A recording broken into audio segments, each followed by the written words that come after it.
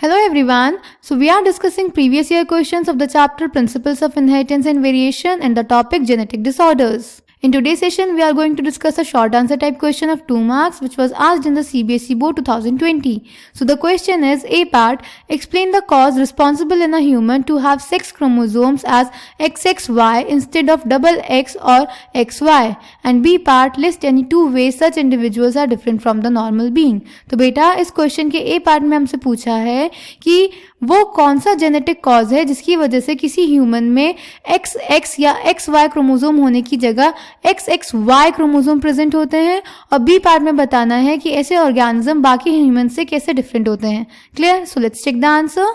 तो बेटा जब XX या फिर XY की जगह XXY क्रोमोसोम सेट प्रेजेंट होता है तो ये होता है एन्यूप्लॉइडी, जो कि होता है जब क्रोमेटिड्स सेल डिवीजन के टाइम पे एक दूसरे से सेग्रीगेट नहीं कर पाते, यानी अलग नहीं हो पाते. तो ऐसे केस में XX या XY की जगह XXY क्रोमोसोम प्रेजेंट होते हैं किसी ह्यूमन में.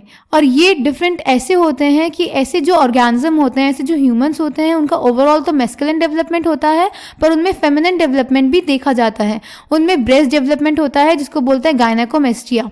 क्लियर? और ऐसे ऑर्गेनिजम्स बेटा स्टेराइल होते हैं. Clear? So A part, failure of segregation of chromatids during cell division cycle results in the gain or loss of a chromosome or chromosomes called aneuploidy. This is the cause responsible in a human to have 6 chromosomes as XXY instead of XX or XY. Then B part, such an individual has overall masculine development. However, the feminine development, for example, development of breast, that is gynecomastia, is also expressed. Such individuals are sterile. So I hope this question is clear to you. Thank you.